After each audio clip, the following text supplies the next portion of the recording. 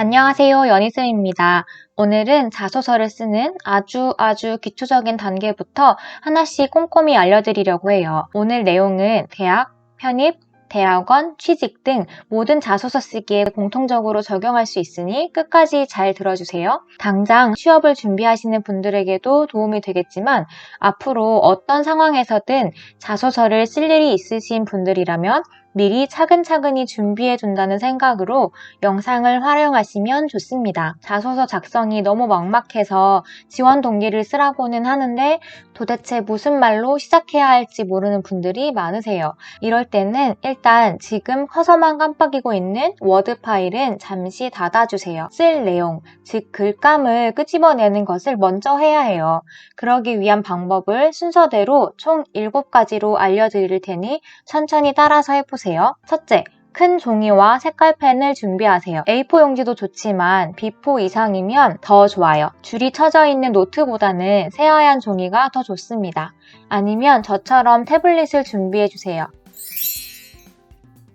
둘째, 준비가 되셨으면 이제 여기에 마인드맵처럼 나의 경험을 써 내려갈 거예요.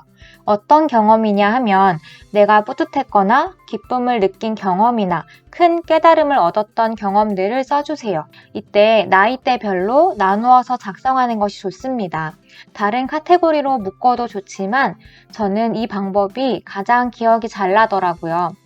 그럼 제가 예시로 가상인물의 자소서 마인드맵을 만들어 볼게요. 시간 순서에 맞게 어릴 때 고등학교, 대학교 때 직장 순으로 배열했어요. 먼저 부모님과 해외여행 갔던 것, 달리기 1등한 것, 전자기기에 관심이 많았던 것, 글쓰기에서 상장을 받았던 것, 책 읽기 좋아하는 것 등 사소한 걸 쓰고 고등학교 때도 동아리 활동으로 방송부를 했거나 축제 때 사회를 본 것, 또 방송, 기획, 발표 능력을 발휘했던 걸 썼어요. 대학 때는 크게 전공과 아르바이트로 나눠서 전공에는 경영학과에서 팀 프로젝트를 진행하여 기업 분석에서 1등을 했던 것과 발표 칭찬을 받은 것, 그리고 성적 우수상을 받은 사소한 것까지 써봤어요. 아르바이트는 수학학원에서 했다고 가정하고 초등부에 성적을 향상시켰다고 했습니다. 학부모 상담을 통해 소통을 잘하고 신뢰를 받는 경험을 했어요. 직장생활에서 인턴을 하면서는 과학 캠프 또는 경영 캠프 이런 교육 프로그램들을 만들고 실행했다고 가정해 보았습니다. 그리고 또한 아이들과 상담을 해주면서 대화와 소통에서 즐거움을 느꼈다고 했습니다. 또한 회사에서 일을 했다고 가정하고 PT 자료를 만들고 발표하고 이를 통해 칭찬을 받을 수 있었던 것, 또 인간관계를 통해 동기들과 잘 지냈던 선배 직장 상사와도 대화를 잘하고 친화력 있었던 모습을 썼습니다. 추가적으로 복지관에서 봉사하면서 한부모 학생을 도와줬던 것, 이것을 1년간 꾸준히 했던 것도 적었습니다. 셋째, 적어놓은 예시 옆에 이제 다른 색깔 펜으로 그 경험에 해당하는 대표적인 역량이나 성격적인 부분을 적을 거예요. 참고할 수 있는 역량들을 띄워드릴게요. 여기서 골라서 써도 되고 새로운 단어를 떠올려도 됩니다. 이때 한 가지 경험에 성격 하나, 업무 하나 또는 2가지 업무 역량 등을 적어도 상관없습니다. 본인이 가장 적합하다고 생각하는 단어를 찾아서 적으세요. 성격적인 면을 먼저 적었습니다. 동아리 축제를 진행하며 외향적이고 활발한 성격을 키웠고 복지관 봉사를 통해서 배려와 도움, 성실을 키웠습니다. 또한 인턴을 통해 융통성과 친화력을 키웠고 아이들을 가르치며 실천력 그리고 끈기와 열정을 갖게 되었습니다. 인간관계를 잘하면서 적극적인 태도를 키웠습니다. 다음으로는 역량적 부분을 써보겠습니다. 어릴 적 글쓰기 상장을 받으면서 글쓰기 능력이 좋다는 것을 알게 되었고 방송부 리더를 하며 분석력과 발표력, 리더십까지 키웠습니다. PT 디자인 능력을 키웠습니다. 인턴으로 일하며 홍보 능력과 소통 능력을 키웠습니다. 수학학원에서 아르바이트를 하며 가르치는 능력을 키웠고 아이들과의 소통 능력도 키웠습니다. 학부모 상담을 통해 학원 홍보 능력이나 소통 능력도 키울 수 있었습니다. 그리고 하나의 카테고리를 추가로 만들어서 미래의 꿈이나 하고 싶은 일에 대한 키워드를 써주세요. 과거의 경험이 아니라 미래에 대한 포부나 희망, 장래에 하고 싶은 일들을 적는 거예요. 먼저 나의 미래를 중간에 쓰고 교사가 되고자 하는 꿈을 썼습니다. 새로운 교육 콘텐츠를 개발하고 학생 상담 분야에서도 도움을 주고자 합니다. 또 경영 관련 지식을 가르치는 사람이 되고자 하는 꿈이 있습니다. 또한 연구자로서도 꿈을 펼치기 위해서 교육대학원에 진학하고자 하고 어린이 청소년 경영 기초 교육에 대해 연구하고자 합니다. 홍보팀에 입사하고자 하는 마음도 있습니다. 회사의 장점을 어필할 수 있는 홍보 능력을 갖추고자 하고 카피라이터가 되어서 창의적인 광고 제작자가 되고 싶기도 합니다.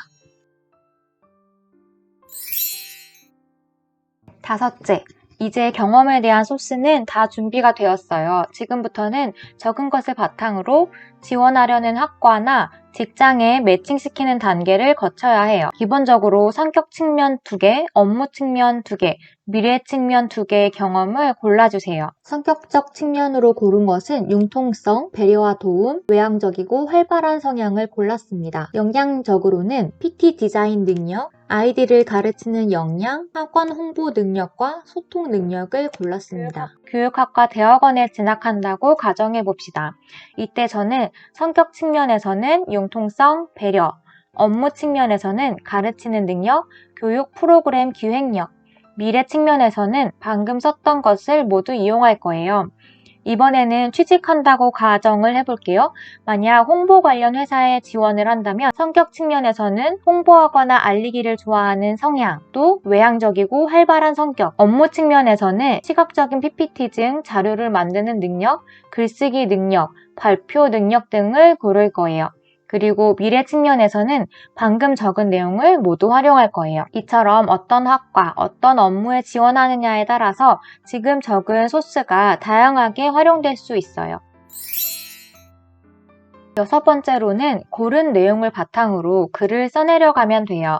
이때 1번 지원 동기, 2번 업무 능력이나 관련 경험, 3번 입사, 입학 후 계획이나 포부, 이렇게 카테고리를 나누고 시작할게요. 학교와 직장마다 포맷이 모두 다르겠지만 대부분은 위 세 가지 내용에서 벗어나는 경우가 없기 때문이에요. 보통 이 내용에 추가 내용을 더 요구하는 정도로 마무리하거든요.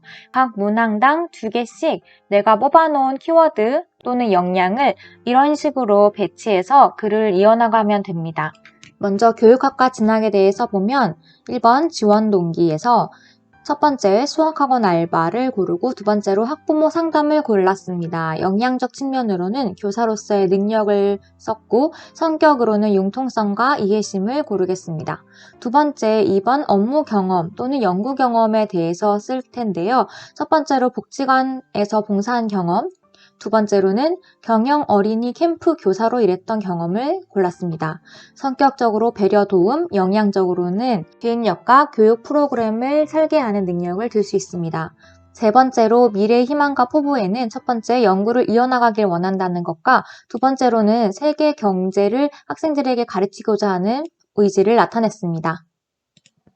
다음으로 홍보 마케팅 관련 회사에 취직한다고 생각했을 때 첫 번째 지원 동기로는 1번 방송부 활동을 했던 것, 두 번째 직장에서 PT 디자인하고 발표했던 경험을 골랐습니다. 성격적으로는 외향적이고 남에게 알리기를 좋아한다는 것을 강조하고 역량적 측면에서는 시각적인 문구나 PT 등 제작 능력이 있다는 것을 썼습니다.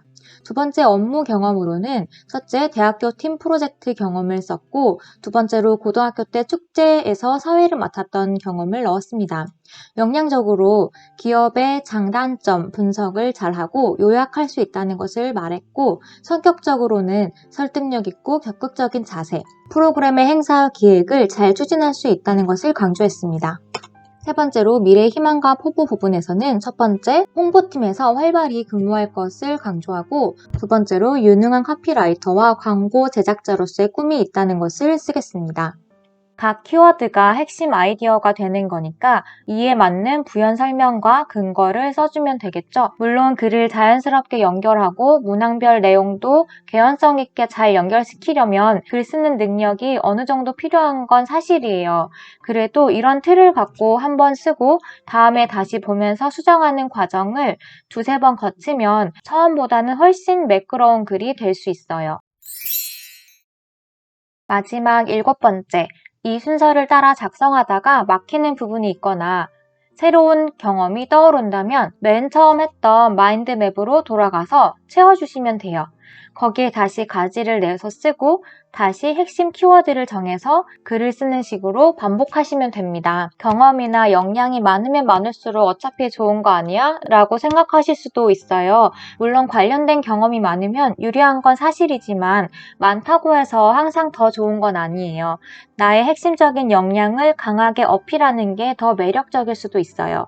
사람을 뽑아야 하는 상황에서는 어느 것 하나 확실히 없는 두루뭉술한 사람보다는 한두 가지 재능이 확실한 사람이 더 기억에 남거든요.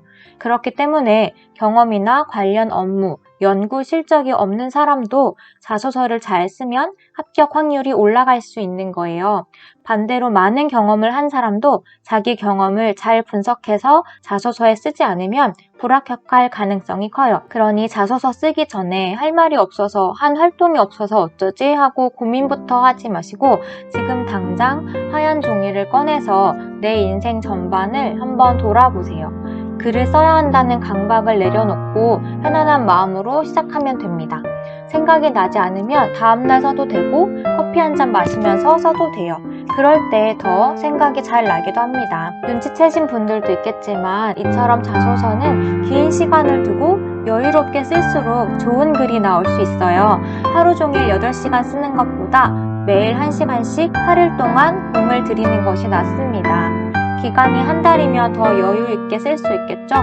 평소에 이직이나 학교 진학을 앞두고 계신 분들은 당장 자소서 쓸 일이 없더라도 한 번쯤 마인드맵으로 인생을 정리해 보시기를 강력히 추천드립니다. 그럼 오늘 내용이 자소서를 쓰려는 여러분들의 압박감을 조금이라도 줄여드렸기를 바라면서 영상을 마치겠습니다. 구독과 좋아요는 저에게 소소한 기쁨입니다. 영상을 끝까지 봐주셔서 감사합니다.